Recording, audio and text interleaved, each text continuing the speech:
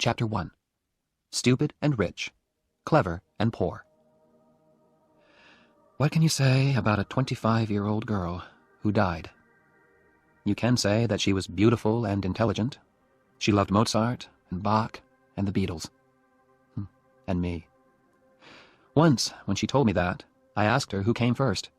She answered, smiling, "Like in the ABC." I smiled too. But now I wonder, was she talking about my first name? If she was, I came last, behind Mozart. Or did she mean my last name? If she did, I came between Bach and the Beatles. But I still didn't come first. That worries me terribly now.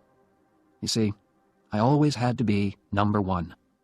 Family pride, you see. In the autumn of my last year at Harvard University, I studied a lot in the Radcliffe Library. The library was quiet. Nobody knew me there, and they had the books that I needed for my studies. The day before an examination, I went over to the library desk to ask for a book. 2 girls were working there. One was tall and sporty. The other was quiet and wore glasses. I chose her and asked for my book. She gave me an unfriendly look. "Don't you have a library at Harvard?" she asked. "Radcliffe let us use their library," I answered. "Yes, Preppy, they do. But is it fair? Harvard has 5 million books. We have a few thousand." Oh dear, I thought. A clever Radcliffe girl. I can usually make girls like her feel very small. But I needed that damn book, so I had to be polite. "Listen, I need that damn book." "Don't speak like that to a lady, Preppy." "Why are you so sure that I went to prep school?" She took off her glasses. "You look stupid and rich," she said. "You're wrong," I said. "I'm actually clever and poor." "Oh no, Preppy," she said. "I'm clever and poor." She was looking straight at me. All right, she had pretty brown eyes. And, okay, perhaps I looked rich. But I don't let anyone call me stupid. "What makes you so clever?" I asked. "I'm not going to go for coffee with you," she said. "Listen, I'm not going to ask you." "That," she said, "is what makes you stupid." Let me explain why I took her for coffee. I got the book that I wanted, didn't I? And she couldn't leave the library until closing time. So I was able to study the book for a good long time. I got an A in my exam the next day. I gave the girl's legs an A, too, when she came out from behind the library desk. We went to a coffee shop, and I ordered coffee for both of us. "I'm Jennifer Cavallari," she said. "I'm American, but my family came from Italy. I'm studying music." "My name is Oliver," I said. "Is that your first or your last name?" she asked. "First. My other name is Barrett." "Oh," she said. "Like Elizabeth Barrett, the writer?" "Yes," I said. "No relation." I was pleased that she hadn't said, "Barrett, like Barrett Hall?" That Barrett is a relation of mine. Barrett Hall is a large, unlovely building at Harvard University. My great-grandfather gave it to Harvard long ago, and I am deeply ashamed of it. She was silent. She sat there, half smiling at me. I looked at her notebooks. 16th century music? I said. "That sounds difficult." "It's too difficult for you, Preppy," she said coldly. Why was I letting her talk to me like this? Didn't she read the university magazine? Didn't she know who I was? "Hey, don't you know who I am?" "Yes," she answered. "You're the man who owns Barrett Hall." She didn't know who I was. "I don't own Barrett Hall," I argued. "My great-grandfather gave it to Harvard, that's all." "So that's why his not-so-great-grandson could get into Harvard so easily." I was angry now. "Jenny, if I'm no good, why did you want me to invite you for coffee?" She looked straight into my eyes and smiled. "I like your body," she said. Every big winner has to be a good loser, too. Every good Harvard man knows that. But it's better if you can win. And so, as I walked with Jenny to her dormitory, I made my winning move. "Listen, Friday night is the Dartmouth hockey match, so I'd like you to come." These Radcliffe girls, they really care about sport. "And why," she asked, "should I come to a stupid ice hockey match?" "Because I'm playing," I answered. There was a moment's silence. I think I heard snow falling. "For which team?" she said. By the second quarter of the game on Friday night, we were winning 0-0. That is, Davy Johnson and I were getting ready to score a goal. The crowd were screaming for blood, or a goal. I always feel that it's my job to give them both these things. I didn't look up at Jenny once, but I hoped she was watching me. I got the puck and started off across the ice. Davy Johnson was there on my left, but I didn't pass the puck to him. I wanted to score this goal myself. But before I could shoot, 2 big Dartmouth men were after me. In a moment, we were hitting the puck and each other as hard as we could. "You," said a voice suddenly. 2 minutes in the penalty box. I looked up. He was talking to me. "What did I do?" I asked. "Don't argue. He called to the official's desk. Number 7, 2 minutes in the penalty box for fighting." Angrily, I climbed into the penalty box. "Why are you sitting here when all your friends are playing?" The voice was Jenny's. I didn't answer. "Come on, Harvard! Get that puck!" I shouted. "What did you do wrong?" Jenny asked. "I tried too hard." Out there on the ice, Harvard were playing with only 5 men. "Is that something to be ashamed of?" "Jenny, please, I'm thinking." "What about?" "About those 2 Dartmouth men. When I get back onto the ice, I'll break them into little pieces." "Do you always fight when you play hockey?" "I'll fight you, Jenny, if you don't keep quiet." "I'm leaving. Goodbye." I looked round, but she had gone. Just then, the bell rang. My 2-minute penalty had finished. I jumped onto the ice again. "Good old Barrett!" shouted the crowd. Jenny will hear them shouting for me, I thought. But where was she? Had she left? As I went for the puck, I looked up into the crowd. Jenny was standing there. I took the puck and went towards the goal line. 2 Dartmouth players were coming straight at me. "Go, Oliver, go! Knock their heads off!" That was Jenny's voice above the crowd. It was crazily, beautifully violent. I pushed past one Dartmouth man. I knocked hard into the other. Then I passed the puck to Davy Johnson, and he banged it into the Dartmouth goal. The crowd went wild. In a moment, we were all shouting and kissing and banging each other on the back. The crowd were screaming with excitement. After that, we murdered Dartmouth. 7-0.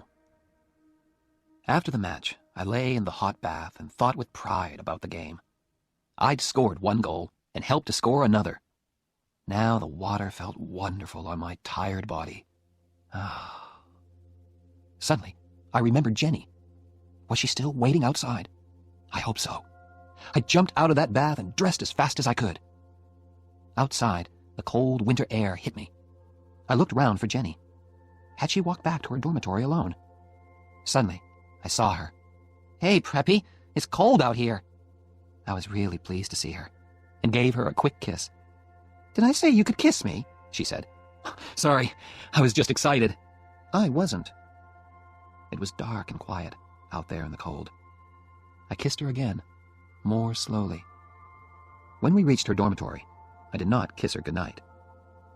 "Listen, Jenny, perhaps I won't telephone you for a few months." She was silent for a moment. "Why?" she asked at last. "But perhaps I'll telephone you as soon as I get back to my dorm." I turned and began to walk away. "Damn Preppy!" I heard her say. I turned again. From 20 feet away, I scored another goal. You see, Jenny, that's the kind of thing you say. And when other people do it to you, you don't like it. I wished I could see the look on her face, but I couldn't look back. My pride wouldn't let me. When I returned to my dorm, Ray Stratton was there. He and I slept in the same room. Ray was playing cards with some of his football-playing friends. "Hello, Ollie," said Ray. "How many goals did you score?" "I scored 1, and I made 1, I answered. "With Cavallari?" "That's none of your business," I replied quickly. "Who's Cavallari?" asked one of the footballers. "Jenny Cavallari. Studies music. Plays the piano with the music group." "What does she play with Barrett?" Everyone laughed. "Get lost," I said, as I entered my room. There, I took off my shoes, lay back on my bed, and telephoned Jenny's dormitory. "Hey, Jen," I said softly. "Yes?" "I think I'm in love with you." She was silent for a few moments. Then she answered, very softly, "Oliver, you're crazy." I wasn't unhappy or surprised. Chapter 2. Blood and Stone. A few weeks later, I was hurt in the hockey match at Cornell University. My face was badly cut, and the officials gave me the penalty for starting the fight. 5 minutes. I sat quietly in the penalty box while the team manager cleaned the blood off my face. I was ashamed to look out onto the ice, but the shouts of the crowd told me everything. Cornell scored a goal. The score was 3-3 now. Damn, I thought. We're going to lose this match because of me. Across the ice, among the crowd, I saw him. My father. Old Stonyface. He was looking straight at me. "If the meeting finishes in time, I'll come to Cornell and watch you play," he had told me on the phone. And there he was, Oliver Barrett III. What was he thinking about? Who could say? Why was he here? Family pride, perhaps. Look at me, I am a very busy, important man, but I have come all the way to Cornell just to watch my son play in a hockey match. We lost, 6-3. After the match, the doctor put 12 stitches in my face. When I got to the changing room, it was empty. They don't want to talk to me, I thought. I lost that match. I felt very ashamed as I walked out into the winter night. "Come and have dinner, son," said a voice. It was old Stonyface. At dinner, we had one of our non-conversations. We spoke to each other, but didn't actually say anything. These non-conversations always started with, "How have you been, son?" and ended with, "Is there anything I can do for you?" "How have you been, son?" my father began. "Fine, sir." "Does your face hurt?" "No, sir." It hurt terribly. Next, old Stonyface talked about playing the game. "All right, son. You lost the match. How clever of you to notice, father. But, after all, in sport, the important thing is the playing, not the winning." Wonderful, I thought. Father was chosen for the Olympic Games, and now he says winning is not important. I just looked down at my plate and said, "Yes, sir," at the right times. Our non-conversation continued. After playing the game, he discussed my plans. "Tell me, Oliver, has the law school accepted you yet?" "Not yet, sir." "Would you like me to telephone them?" "No," I said at once. "I want to get a letter like other people, sir. Please?" "Yes, of course. Fine. After all, they're sure to accept you." Why? I thought. Because I'm clever and successful? Or because I'm the son of Oliver Barrett III? The meal was as uninteresting as the conversation. At last, my father spoke again. "There's always the Peace Corps," he said suddenly. "I think the Peace Corps is a fine thing, don't you?" "Oh, yes, sir," I said politely. I knew nothing about the Peace Corps. "What do your friends at Harvard think about the Peace Corps?" he asked. "Do they feel that the Peace Corps is important in our world today?" "Yes, sir," I said politely, just to please him. After dinner, I walked with him to his car. "Is there anything I can do for you, son?" he asked. "No, thank you, sir. Good night, sir." Our non-conversation was finished. He drove away. Yes, of course there are planes, but Oliver Barrett III chose to drive. My father likes to drive. Fast.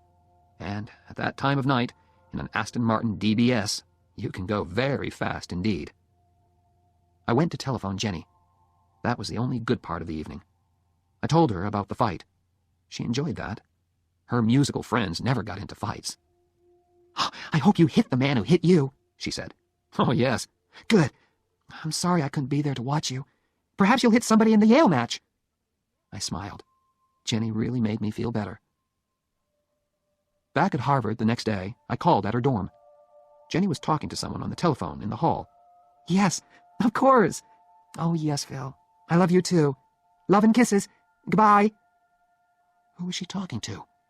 I had only been away 48 hours, and she had found a new boyfriend. Jenny did not seem ashamed. She kissed me lightly on the unhurt side of my face.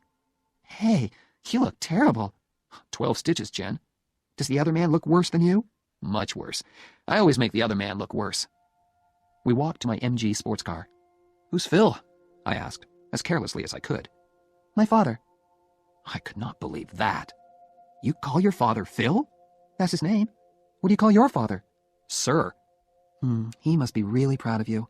You're a big hockey star, and you're always successful in your exams." "You don't know anything, Jenny. He was good at exams and sport, too. He was in the Olympic Games. My God! Did he win? No. Actually, old Stonyface was 6th, which makes me feel a little better. Jenny was silent for a moment.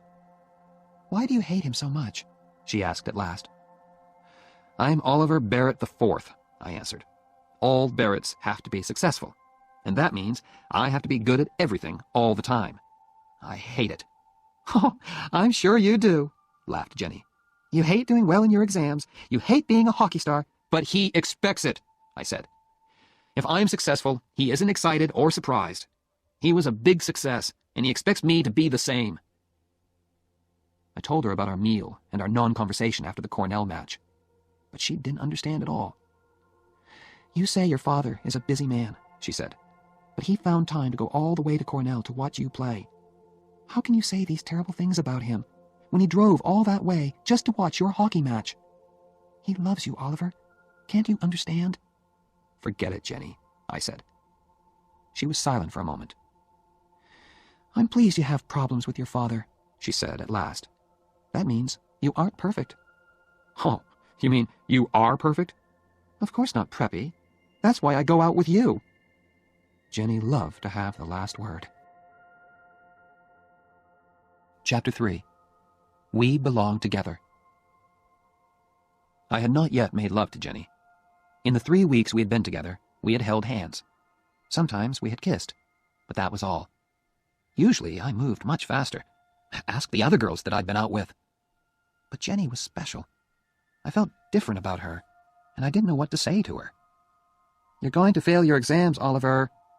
We were studying in my room one Sunday afternoon. Oliver, you'll fail your exams if you don't do some work. I am working. No, you aren't. You're looking at my legs. Only once every chapter. That book has very short chapters. Listen, you aren't as good-looking as all that. I know, but you think I am, don't you? Damn it, Jenny. How can I study when all the time I want to make love to you? She closed her book softly and put it down. She put her arms around me. Oliver, will you please make love to me? It all happened at once. It was all so unhurried, soft and gentle. And I was gentle too. Was this the real Oliver Barrett IV? Hey, Oliver, did I ever tell you that I love you? Said Jenny finally. No, Jen. I kissed her neck. I love you very much, Oliver. I love Ray Stratton, too. He's not very clever or a wonderful footballer, but he was a good friend to me. Where did he go to study when I was in our room with Jenny? Where did he sleep on those Saturdays when Jenny and I spent the night together? In the old days, I always told him all about my girlfriends, but I never told him about Jenny and me. My God, Barrett, are you two sleeping together or not? Asked Ray. Raymond, please don't ask. You spend every minute of your free time with her. It isn't natural. Ray, when two adults are in love... Love? At your age? Oh, my God, I worry about you. I really do. Don't worry, Raymond, old friend. We'll have that flat in New York one day. Different girls every night. Don't you tell me not to worry, Barrett. That girl's got you, and I don't like it. That evening, I went to hear Jenny play the piano with the music group. You were wonderful, I said afterwards. That shows what you know about music, Preppy. We walked along the river together. I played okay, not wonderful, not Olympic Games. Just okay. Okay? Okay. But you should always continue your music.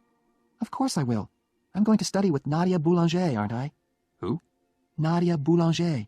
She's a famous music teacher in Paris. I'm very lucky. I won a scholarship, too. Jennifer, you're going to Paris? I've never seen Europe. I'm really excited about it. I took her by the arms and pulled her towards me. Hey, how long have you known this? Jenny looked down at her feet. Oliver, don't be stupid. We can't do anything about it. After we finish university, you'll go your way, and I'll go mine. You'll go to law school. Wait a minute. What are you talking about? She looked into my eyes. Ollie, you're a rich preppy. Your old man owns a bank. My father's a baker in Cranston, Rhode Island. And I'm nobody. What does that matter? We're together now. We're happy. Ollie, don't be stupid, she repeated. Harvard is full of all kinds of different people. You study together, you have fun together. But afterwards, You have to go back to where you belong. We belong together. Don't leave me, Jenny. Please.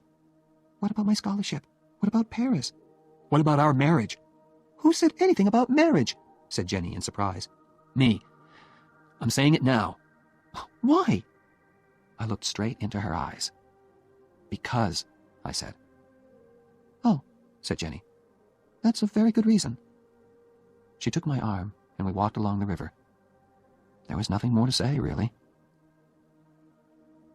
The next Sunday, we drove to visit my parents in Ipswich, Massachusetts. Jenny said it was the right thing to do, and of course there was also the fact that Oliver III paid for my studies at Harvard. Oh my God, Jenny said when we drove up to the house. I didn't expect this. It's like a damn palace. Please, Jen, everything will be fine. For a nice all-American girl of good family, perhaps. Not for Jennifer Cavallari, baker's daughter from Cranston, Rhode Island. Florence opened the door. She has worked for the Barrett family for many years. She told us that my parents were waiting in the library. We followed her past a long line of pictures of famous Barretts and a glass case full of silver and gold cups. They look just like real silver and gold, said Jenny. They don't give cups like those at the Cranston Sports Club. They are real silver and gold, I answered. Oh, my God! Are they yours? No, my father's. Do you have silver and gold cups too, Oliver? Yes. In a glass case, like these? No, up in my room, under the bed. She gave me one of her good Jenny looks. We'll go and look at them later, shall we? Before I could answer, we heard a voice. Ah, hello there. It was old Stonyface. Oh, hello, sir. This is Jennifer. Hello there. He shook her hand before I could say her full name. There was a smile on his usually rock-like face. Do come in and meet Mrs. Barrett, my wife, Allison. This is Jennifer. Cavallari, I said. For the first and only time, I got her damn name wrong. Cavallari, said Jenny politely. Mother and Jenny shook hands. All through dinner, Mother kept the polite small talk going. So, your people are from Cranston, Jennifer? Said my mother. Mostly. My mother came from Fall River. Oh, the Barretts have factories at Fall River, said Oliver III. Where they cheated their workers for centuries, said Oliver IV. In the 19th century, said Oliver III. What about the plans to put automatic machines in the factories, said Oliver IV. What about coffee? My mother said quickly. We moved back into the library. We sat there with nothing to say to each other. So I started a new non-conversation. Tell me, Jennifer, I said, what do you think about the Peace Corps? She looked at me in surprise. Oh, have you told them, O.B.? asked my mother. It isn't the time for that, my dear, said Oliver Barrett III, with an ask me look on his face. What's this, Father? I asked, just to please him. Oh, nothing important, son. I don't know how you can say that, said my mother. She turned to me.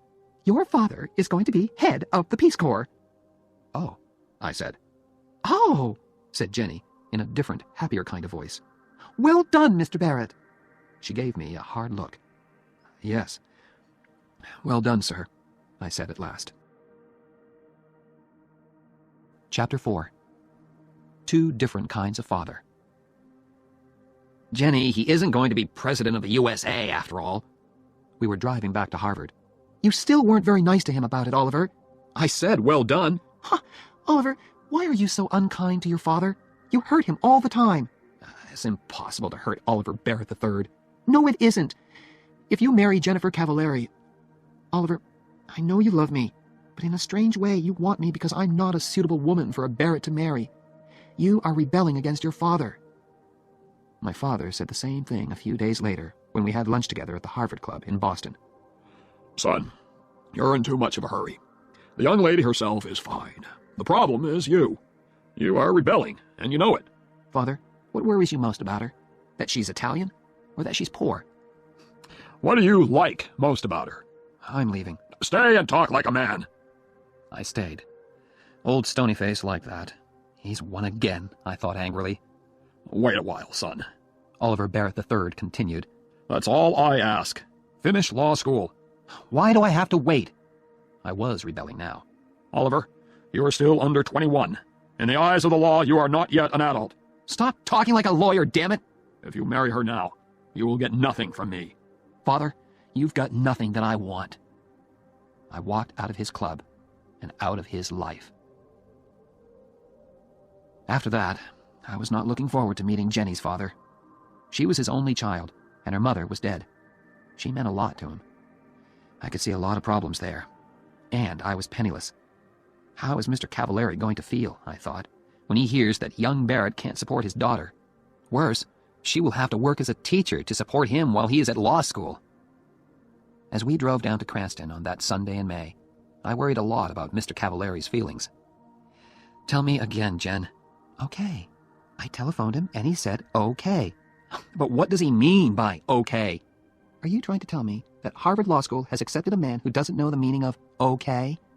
It isn't a word that lawyers use much, Jen. Just tell me again, please. He knows you're poor and he doesn't mind. Stop worrying, Oliver. Jenny lived on Hamilton Street. It was a long line of wooden houses with children playing in front of them and whole families sitting on their front steps. I felt like a stranger in a strange land as I parked the MG outside 189A Hamilton Street. Mr. Cavallari's handshake was warm and strong. How do you do, sir? I said. I'm Phil, He said. Phil, sir. It was a frightening moment. Then Mr. Cavallari turned to his daughter. Suddenly they were in each other's arms, laughing and crying and kissing. I felt like a stranger. For some time, I did not have to speak much. Don't speak with your mouth full, my family had told me when I was a child. Phil and his daughter kept my mouth full all afternoon. I don't know how many Italian cakes I ate. Both Cavallaris were very pleased. He's okay, said Phil at last. I told you he was okay, said his daughter. Well, I had to see for myself. Now I've seen him. Oliver? Yes, sir? Call me Phil. You're okay. Later, Phil tried to have a serious talk with me. He thought he could bring Oliver Barrett III and Oliver Barrett IV together again. Let me speak to him on the telephone, he said. A father's love is a very special thing. There isn't much of it in my family, I said.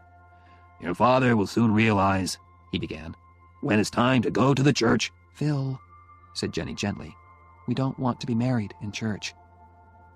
He looked surprised, then unhappy. But he spoke bravely. It's your wedding, children. You choose. It's okay by me. My next meeting was with the head of Harvard Law School. I'll need a scholarship for next year, sir, I said politely. A scholarship? I don't understand. Your father... My father has nothing to do with it, sir. We've had a disagreement, and he isn't supporting me anymore. The head took off his glasses, then put them on again. I continued. That's why I've come here to see you, sir. I'm getting married next month. We're both going to work during the summer. Then Jenny will support us by teaching. But her teaching won't pay enough to send me to law school. Sir, I need a scholarship. I have no money in the bank. Mr. Barrett, our scholarships are for poor people, and it's too late to ask for one. I do not wish to enter into a family disagreement, but I think you should go and talk to your father again. No, I said angrily. I am not, repeat, not going back to my father to ask for money. When Jenny graduated from university that summer, all her relations came from Cranston to watch. We didn't tell them about our marriage plans because we wanted a quiet wedding and didn't want to hurt their feelings. I graduated from Harvard the next day. Was Oliver III there in the university hall? I don't know. I didn't look for old Stonyface in the crowd. I gave my parents' tickets to Jenny and Phil. But as an old Harvard man, my father could sit with the class of 26. But why should he want to? I mean, weren't the banks open that day? The wedding was on the next Sunday. It was very quiet and very beautiful. Phil was there, of course, and my friend Ray Stratton. Jenny and I spoke about our love for each other and promised to stay together until death. Ray gave me the ring, and soon Oliver Barrett IV and Jennifer Cavallari were man and wife. We had a small party afterwards, just the four of us. Then Ray and Phil went home, and Jenny and I were alone together. Jenny, we're really married. Yes. Now I can be as terrible to you as I like.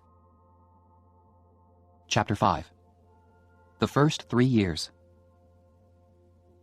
For 3 years, we had to make every dollar do the work of 2. All through the summer holidays, we worked at the boat club in Dennisport. It was hard work, but we were never too tired to be kind to each other. I say kind because there are no words to describe our love and happiness together. After the summer, we found a cheap flat near the university. It was on the top floor of an old house and was actually very expensive. But what could we do? There weren't many flats around. "Hey, Preppy," said Jenny when we arrived there. "Are you my husband, or aren't you?" Of course I'm your husband. "Show me, then." My God, I thought. In the street? "Carry me into our first home." I carried her up the 5 steps to the front door. "Why did you stop?" She asked. "This isn't our home. Upstairs, Preppy." There were 24 stairs up to our flat, and I had to stop halfway. Why are you so heavy? I asked her. "Perhaps I'm expecting a baby." My God, are you? Ha! I frightened you then, didn't I? Well, yes, just for a second or two.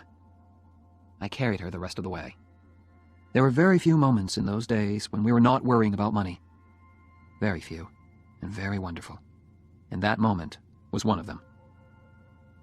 A food shop let us eat now, pay later, thanks to the Barrett name. But our famous name did not help us in Jenny's work. The head of the school thought we were rich. "Of course, we can't pay our teachers very much," said Miss Whitman. "But that won't worry you, Mrs. Barrett." Jenny tried to explain that Barretts had to eat, just like other people. Miss Whitman just laughed politely. "Don't worry," Jenny said to me. "We'll manage. Just learn to like spaghetti." I did. I learned to like spaghetti, and Jenny learned lots of different ways of cooking it. With Jenny's pay from school, and our money from our summer work and my holiday jobs, we managed. Our lives had changed a lot, of course. There was no more music for Jenny. She had to teach all day, and came home very tired. Then she had to cook dinner. Restaurants were too expensive for us. There were a lot of films that we didn't see, and places and people that we didn't visit. But we were doing okay. One day, a beautiful invitation arrived. It was for my father's 60th birthday party. "Well?" said Jenny. I was in the middle of a thick law book, and did not hear her at first. "Oliver, he's reaching out to you." No, he isn't. My mother wrote it. Now be quiet, I'm studying. I've got exams in 3 weeks. "Ollie, think. 60 years old, damn it.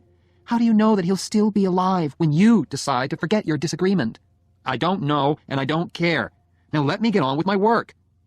"One day," said Jenny, "when you're having problems with Oliver V..." "Our son won't be called Oliver. You can be sure of that," I said angrily. "You can call him Bozo if you like, but that child will feel bad about you because you were a big Harvard sportsman. And by the time he goes to university, you'll probably be a big, important lawyer," she continued. "Oliver, your father loves you in the same way as you will love Bozo.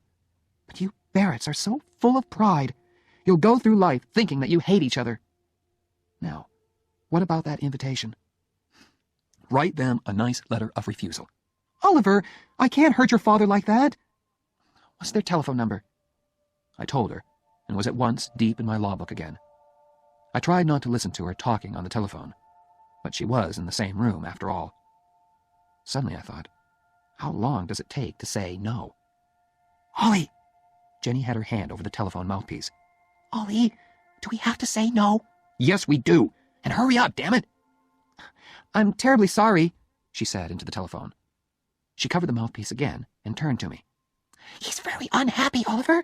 Can you just sit there and let your father bleed?" Stones don't bleed, Jen. This isn't one of your warm, loving Italian fathers. "Oliver, can't you just speak to him?" "Speak to him? Are you crazy?" She held the telephone towards me. She was trying not to cry. "I will never speak to him. Ever," I said. Now she was crying, very quietly. Then she asked me once more. "For me, Oliver? I've never asked you for anything. Please." I couldn't do it. Didn't Jenny understand? It was just impossible. Unhappily, I shook my head. Then Jenny spoke to me, quietly and very angrily. "You have no heart," she said. She spoke into the telephone again. "Mr. Barrett, Oliver wants you to know." She was crying, so it wasn't easy for her.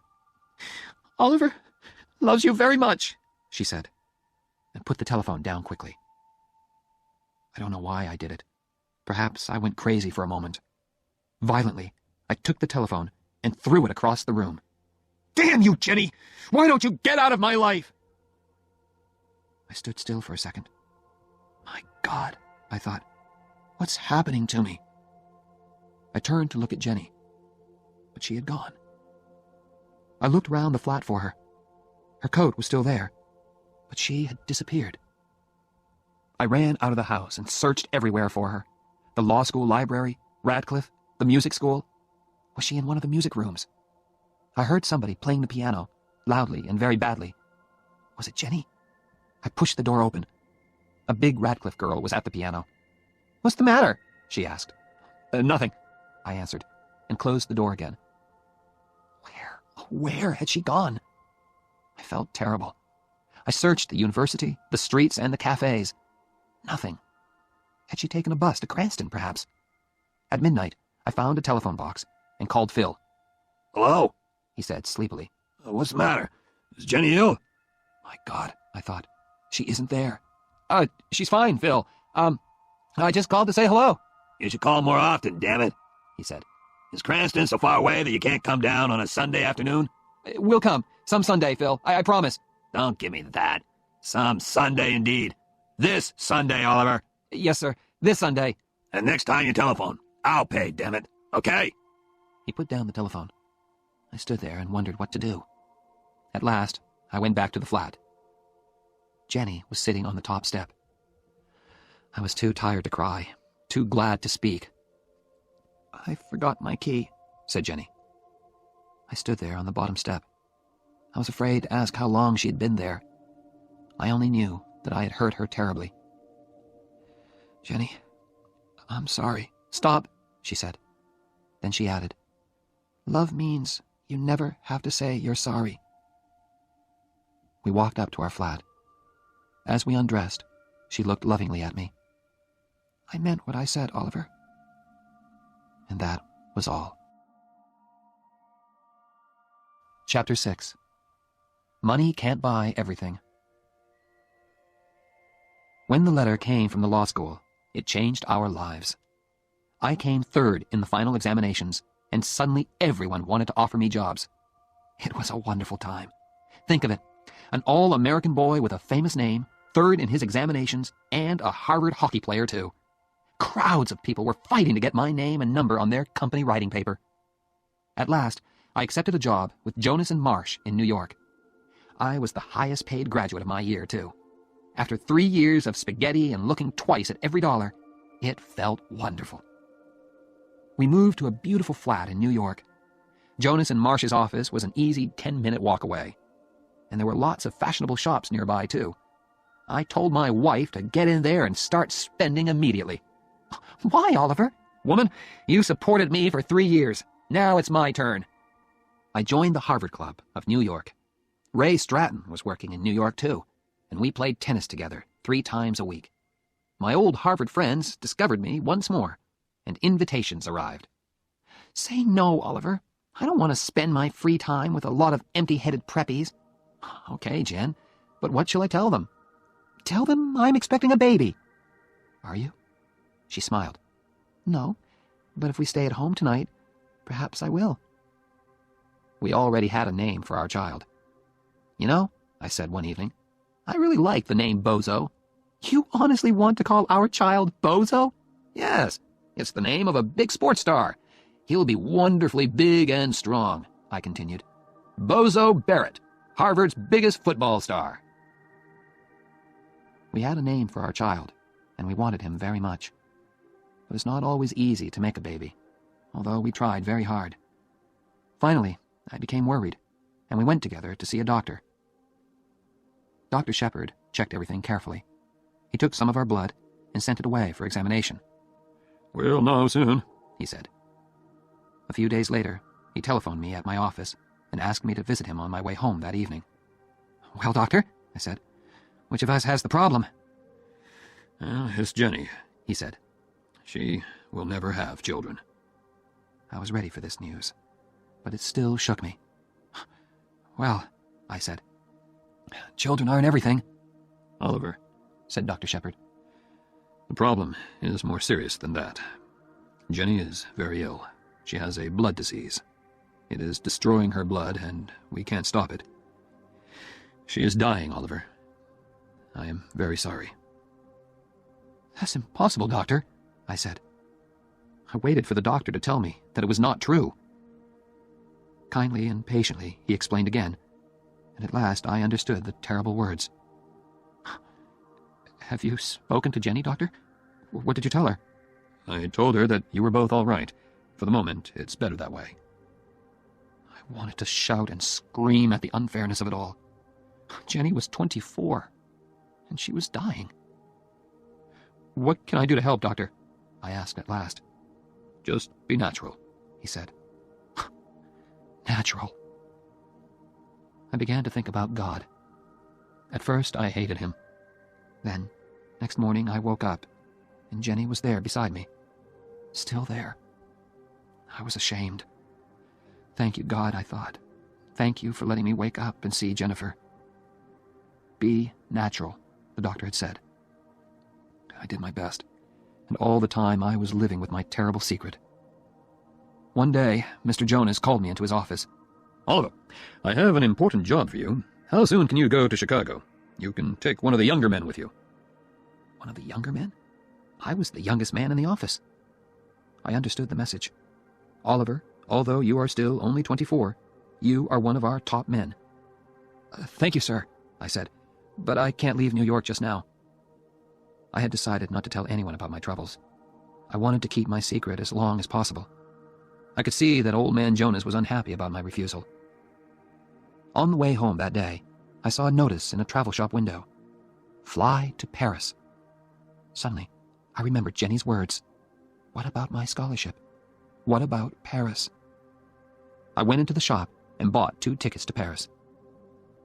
Jenny was looking gray and tired when I got home. When I showed her the tickets, she shook her head. Oliver, she said gently, I don't want Paris. I just want you. And I want time, which you can't give me. Now I looked in her eyes and saw the sadness in them. We sat there silently, holding each other. Then Jenny explained. I was feeling terrible.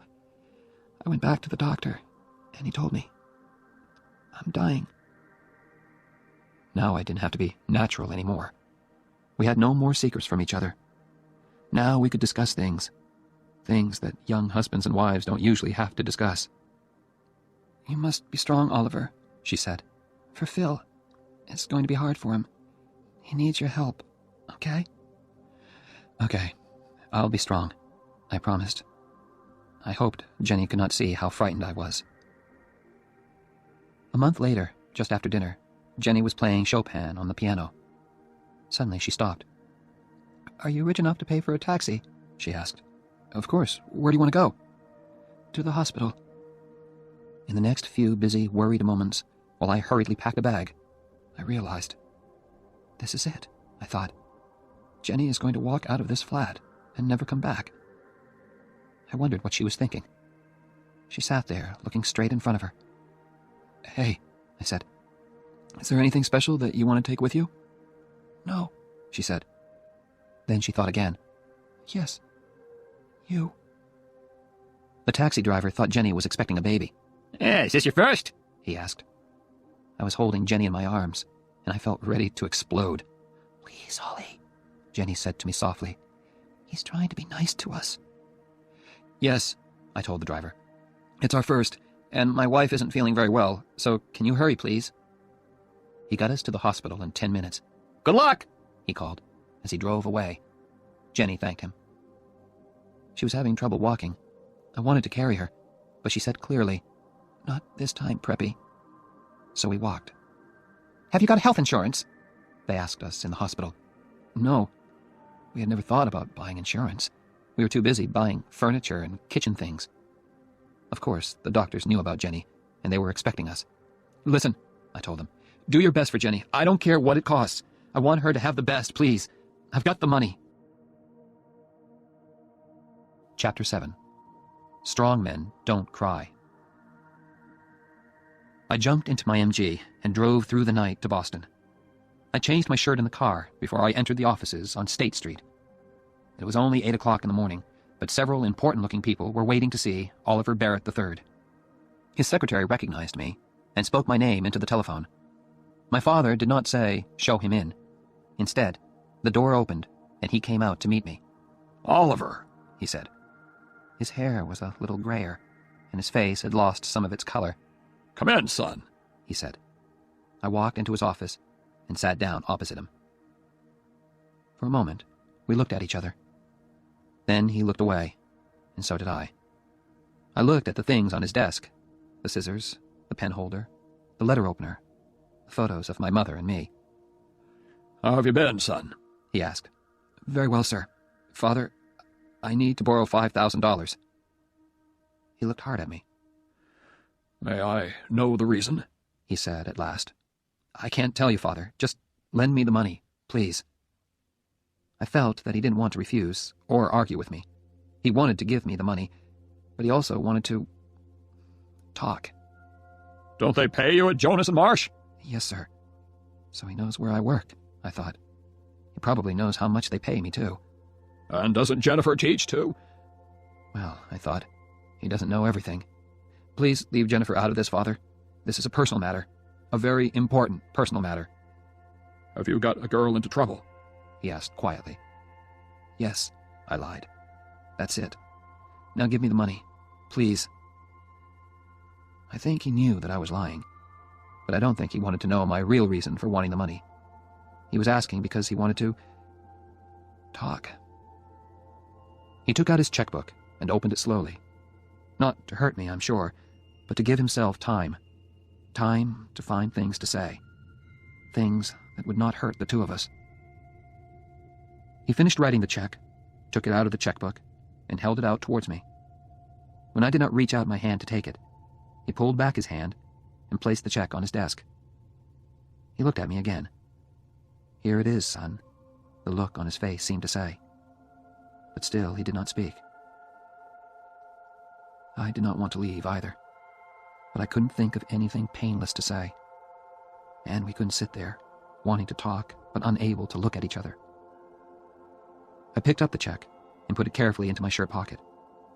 I got up and went towards the door. I wanted to thank my father for seeing me when several important people were waiting outside his office. If I want, I thought, he will send his visitors away, just to be with me. I wanted to thank him for that, but the words refused to come. I stood there with the door half open, and at last I managed to look at him and say, "Thank you, Father." Then I had to tell Phil Cavallari. He did not cry or say anything. He quietly closed his house in Cranston and came to live in our flat. We all have ways of living with our troubles. Some people drink too much. Phil cleaned the flat again and again. Perhaps he thought Jenny would come home again. Poor Phil. Next, I telephoned Old Man Jonas. I told him why I could not come into the office. I kept the conversation short because I knew he was unhappy. He wanted to say things to me, but could not find the words. I knew all about that. Phil and I lived for hospital visiting hours.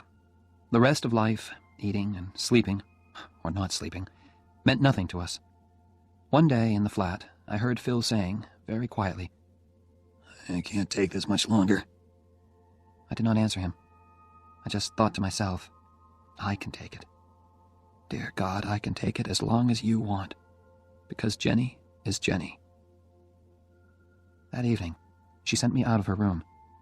She wanted to speak to her father, man to man.